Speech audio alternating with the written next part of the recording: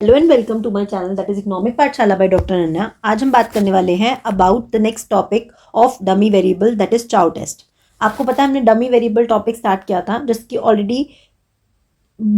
Already कुछ parts में upload कर चुकी हूँ, जिसमें हमने बात की थी कि डमी वेरिएबल होता क्या है, उसके मॉडल्स के टाइप क्या है, डमी वेरिएबल ट्रैप क्या होता है, then ANOVA model and ANCOVA model. ये 3 पार्ट्स में मैंने आपको एक्सप्लेन कर दिया है। अगर आप फर्स्ट टाइम ये वीडियो देख रहे हैं तो मैं आपको सजेस्ट करूंगी कि पहले आप वो पार्ट देखिए, फिर इसको समझेंगे तो बहुत अच्छे से समझ में आएगा। इकोनोमेट्रिक्स एक ऐसा सब्जेक्ट है जिसको आप लिंक करके पढ़ते हैं तो आपको बहुत ईजिली समझ में आ जाता है, अदरवाइज आपको ये समझ में नहीं आएगा। So moving on to the chow test. Chow test is very important from the theoretical as well as from one day examination point of view. ठीक है, तो इसको बहुत ध्यान से समझिएगा। तो चाउ टेस्ट होता क्या है कि आपको पता है जब भी हम कोई टाइम सीरीज की बात कर रहे होते हैं या कोई भी मॉडल की बात कर रहे होते हैं तो उसमें क्या आ जाते हैं, स्ट्रक्चरल ब्रेक्स आ जाते हैं। स्ट्रक्चरल ब्रेक मतलब जैसे कि कोई पॉलिसी चेंज हो गया, कोई सडन इकोनॉमी में शॉक आ गया, तो इस चीज़ को हम क्या बोलते हैं, स्ट्रक्चरल ब्रेक। मान लीजिए एग्जांपल्स लिखे हुए आपके सामने, ऑयल शॉक ऑफ 1972 और इकोनॉमिक पॉलिसी ऑफ 1991। ये सारे क्या हैं, एग्जांपल्स है। बेस्ट एग्जांपल आपने अभी अपने रिसेंट टाइम्स में देखा था, दैट इज कोविड-19। एंड आपने ऐसे बहुत सारी न्यूज़पेपर आर्टिकल्स या रिसर्च पेपर्स देखे होंगे अगर आप रिसर्च साइड में हैं, जिसमें हम पढ़ते हैं कि कोविड से पहले क्या सिचुएशन थी और कोविड के बाद क्या सिचुएशन है। ठीक है, तो इन्हीं सब चीज़ों को टेस्ट करने के लिए हम क्या यूज़ करते हैं, चाउ टेस्ट यूज़ करते हैं। दैट इज, इसका एक और तरीका क्या हो सकता है, हम एफ टेस्ट को भी यूज़ कर सकते हैं, लेकिन एफ टेस्ट से बेटर जो वे है जिसको हम यूज़ कर सकते हैं दैट इज चाउ टेस्ट। अब चाउ टेस्ट यूज़ करने से पहले इसकी कुछ एजम्पशंस हैं जो कि हमें पता होनी चाहिए। जैसे कि चाउ टेस्ट एज्यूम करता है कि हमें ये पता है कि स्ट्रक्चर ऑफ जो पॉइंट ऑफ स्ट्रक्चर चेंज है वो कहाँ पर है। जैसे कि हमें पता है अगर ऑयल शॉक आया 1972 में तो हम उससे पहले और उसके बाद का डाटा लेंगे। ठीक है, या फिर कोविड-19 आया तो इस ईयर में आया उससे पहले और उसके बाद का डाटा लेंगे। ठीक है, second thing is error term of two time period are homoscedastic. जैसे कि हमने normal classical linear regression model में भी लिया था कि हमारा जो एरर का वेरिएंस है वो कांस्टेंट रहता है। तो कह रहा है अगर हम 2 टाइम पीरियड्स की बात कर रहे हैं और अगर हम अपने डाटा को 2 टाइम पीरियड्स में डिवाइड कर देते हैं, मान लीजिए स्ट्रक्चरल चेंज आया है या इकोनॉमिक पॉलिसी आई है 1991 में, तो हमने क्या किया, अपने डाटा को मान लीजिए डिवाइड कर दिया कि 1980 से 1990, और हमने मान लीजिए ले लिया 1992 से 1999, मान लेते हैं। इस तरीके से हमने डाटा ले लिया तो क्या होगा कि हम कह रहे हैं कि इन दोनों टाइम पीरियड्स में जो भी एरर बनेगा U12 और U22 वो होमोसेडास्टिक होगा, यानी उसका जो एरर का वेरिएंस है वो क्या होगा, कांस्टेंट होगा। यानी कि U12 और U2T जो है वो नॉर्मल डिस्ट्रीब्यूशन को फॉलो करेगा with mean 0 and variance sigma square. And third thing is, हमारे जो एरर्स हैं वो इंडिपेंडेंटली डिस्ट्रीब्यूटेड है, यानी उन दोनों के बीच में कोई भी ऑटो कोरिलेशन की प्रॉब्लम नहीं है। That is covariance between the 2 error terms is equals to 0। ये तीनों असम्पशंस जब तक फुलफिल नहीं होंगी तब तक हम चाउ टेस्ट को अप्लाई नहीं कर सकते। अब इंपॉर्टेंट चीज़ आती है कि चाउ टेस्ट है क्या, यानी उसकी क्या स्टेप्स हैं। तो सबसे पहले जैसे कि मैंने आपको बताया कि हम अपने रिग्रेशन मॉडल को 2 पार्ट्स में डिवाइड करते हैं, before the change period and after the change period. तो बिफोर द चेंज पीरियड के लिए आप जो मॉडल लेंगे वो क्या होगा, yt equals to β1 plus β2 xt plus u1t for the time period first. इस एरर का जो इस मॉडल का एरर होगा वो होगा u1t। ठीक है, और इस मॉडल को आपने अब क्या करना है, रिग्रेस करना है। जैसे कि मैंने अभी आपको एग्जांपल बताया था, मान लीजिए टाइम पीरियड मैंने लिया था फ्रॉम 1980 टू 1990, तो मान लीजिए 10 साल का ये डाटा है आपके पास। ठीक है, तो इसके लिए इसके ऊपर आपने क्या करना है, रिग्रेशन रन करना है और उस रिग्रेशन से आपको RSS निकालना है, that is residual sum of square 1। और क्योंकि ये फर्स्ट मॉडल का निकाल रहे हैं तो हमने उसको नाम दे दिया RSS1 which is equal to summation EI square, summation EI का स्क्वायर। ठीक है, ओके। ये रेजिडुअल सम ऑफ स्क्वायर क्या होता है, मैंने आर स्क्वायर वाली वीडियो में पढ़ाया था, अगर आपने नहीं देखा तो प्लीज़ जाके देख लीजिएगा, वहाँ पे मैंने बहुत अच्छे से एक्सप्लेन किया है।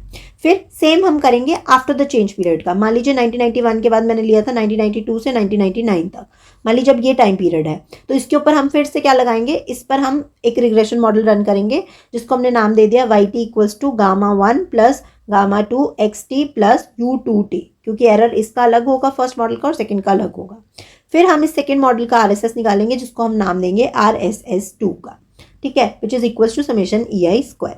ठीक है, ओके। अब सेकंड इंपॉर्टेंट चीज़ जो हमें चाहिए होगी while doing this is degrees of freedom. तो डिग्रीज ऑफ फ्रीडम क्या होगी, फॉर द फर्स्ट मॉडल, ये इंपॉर्टेंट है, आपसे पूछ सकते हैं डिग्रीज ऑफ फ्रीडम क्या होगी, दैट इज n1 माइनस के, के is the number of parameters, और कितने पैरामीटर्स हैं यहाँ पर, β1 एंड β2, तो n1 माइनस 2 हो जाएगा। और आफ्टर द चेंज पीरियड का डिग्रीज ऑफ फ्रीडम क्या हो जाएगा, n2 माइनस के, तो n2 माइनस 2 जो हो जाएगा वो सेकेंड मॉडल का डिग्रीज ऑफ फ्रीडम हो जाएगा।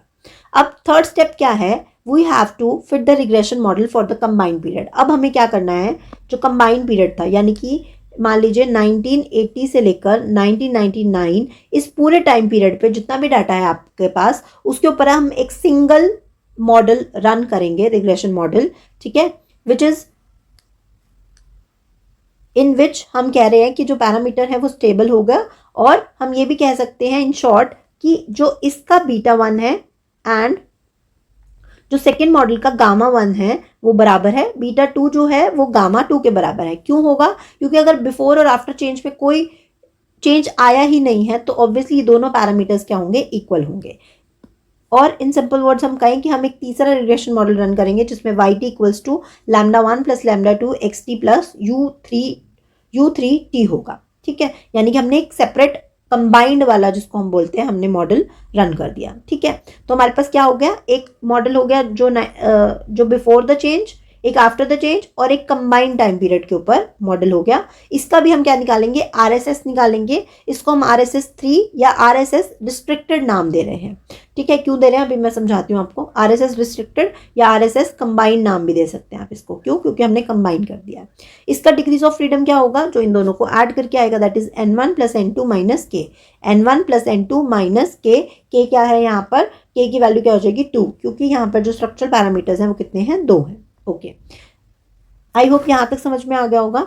Moving on to the next step, क्योंकि पहले दो रिग्रेशन मॉडल जो हैं वो हमने मान के चला था कि इंडिपेंडेंट है, तो हम ऐसा कह सकते हैं कि मान लीजिए मैंने बोला कि एक सीरीज है आपकी 1 2 3 और दूसरी सीरीज है 4 5 6, दोनों इंडिपेंडेंट है, तो क्या मैं ऐसे कह सकती हूँ a प्लस बी जो है वो किसके बराबर हो जाएगा, अगर हमें c निकालना है जो कि a प्लस बी के बराबर है, तो इन दोनों को ऐड कर दूंगी तो हमारे पास क्या आ जाएगा, कंबाइंड वो आ जाएगा। तो सेम हमने यही किया, क्योंकि ये इंडिपेंडेंट है अगर, तो हम निकालेंगे एक RSS अनरिस्ट्रिक्टेड, यानी कि हम एक ऐसा मॉडल निकालेंगे जो कि RSS अनरिस्ट्रिक्टेड निकालेंगे उस मॉडल के लिए जो कि फर्स्ट और 2 को कंबाइन करके बना है, फर्स्ट और 2 को कंबाइन करके बना है, यानी कि अगर वो दोनों इंडिपेंडेंट है तो RSS अनरिस्ट्रिक्टेड क्या हो जाएगा, जो RSS 1 है और जो RSS 2 है दोनों को ऐड कर दो, ठीक है। आप बात को समझ पा रहे हैं कि नहीं, देखिए एक टाइम पीरियड है 1980 से 1990, दूसरा टाइम पीरियड है 1992 से लेकर 1999 तक, ठीक है, फर्स्ट एंड सेकेंड। अगर अब मान लीजिए 1980 से 1990 वाला का आपने एक RSS 1 निकाला, एक RSS 2 निकाला, एक 1980 से 1999 का निकाला जिसको RSS हमने रिस्ट्रिक्टेड बोला, RSS रिस्ट्रिक्टेड बोला।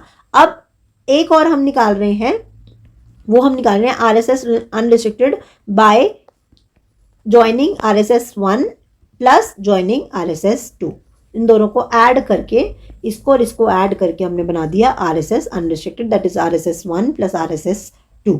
आई होप समझ में आ गया होगा, ठीक है, यहाँ तक क्लियर हो गया है। अब आप आगे देखिए, अब देखिए हमने इसको रिस्ट्रिक्टेड नाम क्यों दिया, अभी मैं जो आपको कह रही थी मैं समझा देती हूँ। तो रिस्ट्रिक्टेड नाम इसलिए दिया है क्योंकि हमने इस पर रिस्ट्रिक्शन लगाई है। क्या रिस्ट्रिक्शन लगाई है, रिस्ट्रिक्शन ये लगाई है कि हमारे जो दोनों टाइम पीरियड्स हैं वो क्या होंगे, बराबर होंगे, यानी उनमें कोई डिफरेंस नहीं है, तो हमने एक रिस्ट्रिक्शन लगा दी और हमने उन दोनों को क्या कह दिया, बराबर कह दिया। और यहाँ पे कोई रिस्ट्रिक्शन नहीं लगाई, इसलिए इसका नाम क्या हो गया, अनरिस्ट्रिक्टेड, और हमने कह दिया कि वो उन दोनों के सम से बना है। Okay, now moving on to the step 5 which is very important, इसको देखते हैं। अब हमने क्या लेना है, अब हमने हाइपोथेसिस टेस्टिंग करनी है। हाइपोथेसिस टेस्टिंग कैसे करते हैं बच्चे, एक होता है नल हाइपोथेसिस, एक होता है ऑल्टरनेटिव हाइपोथेसिस। नल हाइपोथेसिस में हमने क्या कहा कि there is a structural stability, structural stability है, इसका मतलब कि 1991 के आने से इन टाइम पीरियड जो भी आप वेरिएबल ले रहे हैं, मान लीजिए हम GDP की ग्रोथ का देख रहे हैं, ठीक है, तो 1991 के आने से इस पूरी GDP ग्रोथ में कोई भी चेंज नहीं आया, मतलब कि दो पार्ट्स में GDP डिवाइड नहीं हुई, मतलब ऐसा नहीं हुआ कि GDP जो है वो फ्लक्चुएट हुई ड्यू टू जो भी पॉलिसी आई से, इकोनॉमिक पॉलिसी आई, इसकी वजह से GDP पे कोई बहुत ज़्यादा फर्क नहीं आया, हम ऐसा मान के चल रहे हैं, यानी कि स्ट्रक्चरल स्टेबिलिटी है।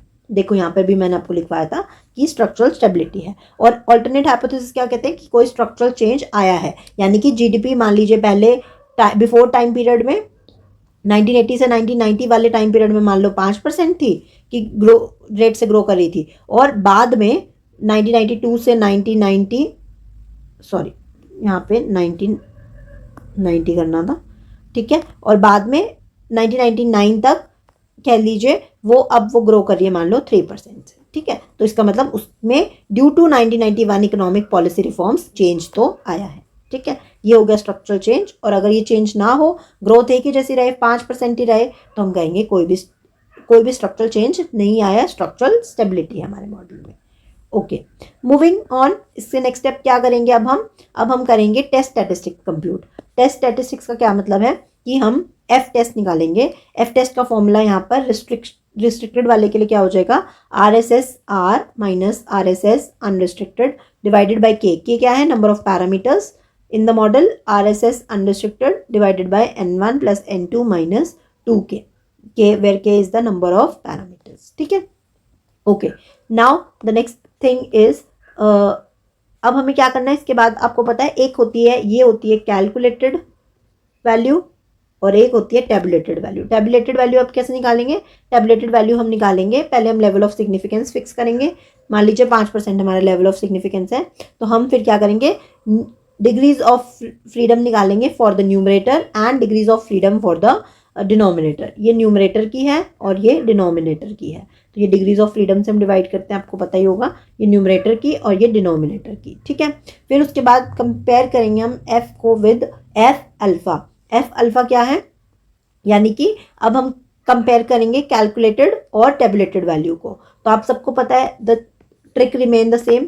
मान लीजिए ये है, वैसे तो एफ टेस्ट जो होता है वो हमेशा वन टेल होता है, ठीक है, दैट्स वाई मैंने ये चीज़ यहाँ पर लिखा, ये किया है कि कहने का मतलब है कि जो हमारा एफ टेस्ट होता है वो सिंगल टेल होता है, मतलब ऐसा होता है, ठीक है। तो अब मान लेते हैं ये हमारी टेबुलेटेड वैल्यू है और ये हमारी कैलकुलेटेड वैल्यू है। तो अगर कैलकुलेटेड वैल्यू उसके राइट साइड में है, यानी कैलकुलेटेड वैल्यू ज़्यादा है और टेबुलेटेड वैल्यू कम है, यानी कि ये जो मैंने लिखा है इस केस में एफ अल्फा जो है वो कम है और एफ वैल्यू जो है वो ज़्यादा है, ठीक है। एफ वैल्यू ज़्यादा है, एफ अल्फा कम है, तो हम रिजेक्ट कर देंगे नल हाइपोथेसिस को और हम कह देंगे कि स्ट्रक्चरल चेंज आया है। अगर इससे अपोजिट होता है, यानी कि अगर हमारी एफ की वैल्यू, मान लीजिए मैं कलर चेंज करती हूँ, यहाँ पर आ गई एफ की value, F value is less than F alpha, तो हम उसको एक्सेप्ट कर लेंगे, दैट इज हम कह देंगे कि there is a structural stability in the model.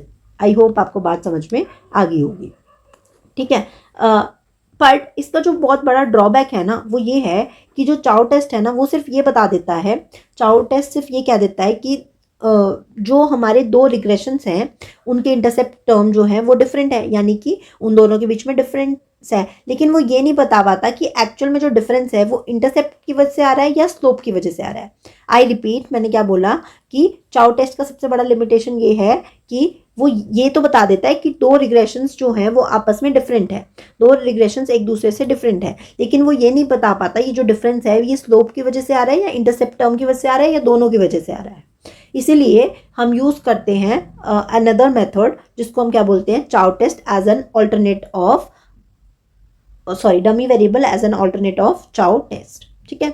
Before moving to that topic, मैं आपको इसका एक न्यूमेरिकल क्वेश्चन कराना चाहती हूँ ताकि आपको समझ में आए ये जो भी हमने पढ़ा इसका मतलब क्या है, ठीक है। तो एक बार इस क्वेश्चन को ध्यान से पढ़िए। The purpose of this empirical exercise was to check whether the saving income relation in the US underwent a structural change during the period of 1970 to 1995 after 1982 recession. यानी कि हम बेसिकली ये देखना चाह रहे हैं कि क्या सेविंग और इनकम रिलेशनशिप पे कोई फ़र्क पड़ा है यूएसए में आफ्टर द रिसेशन ऑफ 1982, और टाइम पीरियड हमें पूरा बता रखा है 1970 से लेकर 1995 का। यानी कि स्ट्रक्चरल ब्रेक किस तरीके से आएगा, यानी कि स्ट्रक्चरल ब्रेक कैसे होगा बच्चे, 1970 से स्टार्ट है ना, तो स्ट्रक्चरल ब्रेक देखो बनाना सीखो। 1970 से 1982 में आया था रिसेशन, यानी 1981, और दूसरा जो होगा वो 1982 को देखना पड़ेगा आपको, काउंट करना है या नहीं करना है।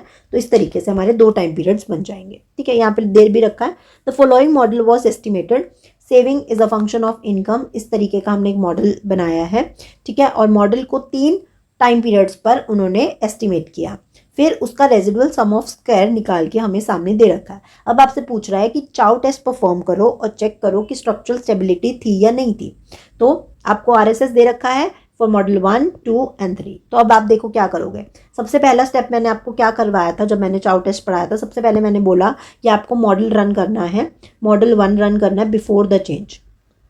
तो बिफोर द चेंज जो मॉडल होगा वो क्या टाइम पीरियड होगा, 1970 से 1981, ठीक है। और इसका आपको क्या कैलकुलेट करना है, RSS1 that is which is given as 1785.03, ठीक है।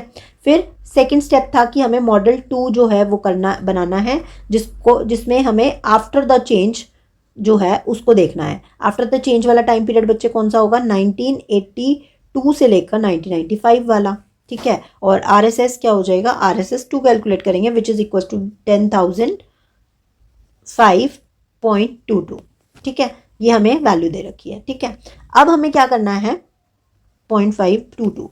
फिर हमें एक ऐसा मॉडल तीसरा देखना है, या तीसरा स्टेप हमें ये देखना है, मॉडल 3 कह लो, कि कंबाइंड जिसको हमने बोला था, या फिर जिसको हमने रिस्ट्रिक्टेड RSS बोला था, ठीक है। रिस्ट्रिक्टेड RS की अगर हम पूरा टाइम पीरियड इकट्ठा ले लेते हैं तो हमारा RSS क्या आता है, तो RSSR रिस्ट्रिक्टेड जो है वो किसके बराबर है, 23,248.30, ओके।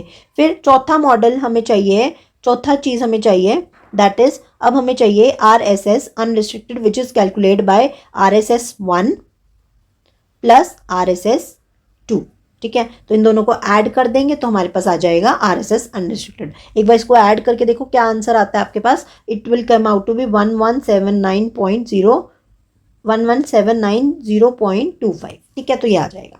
तो इतना काम हमको पहले कर लेना है, ठीक है। ये सारा आपने कर लिया, ठीक है। अब आगे का स्टेप यहाँ पे मैं आपको करके दिखाती हूँ, ठीक है। तो आपके पास 4 वैल्यूज आ गई हैं। अब नेक्स्ट स्टेप हमें करना था, नल हाइपोथेसिस सेट करना था। तो नल हाइपोथेसिस हमने क्या सेट किया, there is structural stability, and alternate हमने किया that there is a structural change, ठीक है। फिर हमने लगाया F का formula, RSS restricted minus RSS unrestricted divided by K and RSS unrestricted divided by N1 plus N2 minus 2K, where जहाँ पर आपको N1 की वैल्यू दे रखी है 12, दे नहीं रखी है, ये आपको कैलकुलेट करनी है। कैसे, 1970 से लेकर 1981 तक कितना हो गए, कितने साल हो गए आपके, 12 साल हो गए, ठीक है। माइनस करोगे तो ऑब्वियसली 11 आएगा, इंक्लूड करते हैं तो 12 बनते हैं, ठीक है।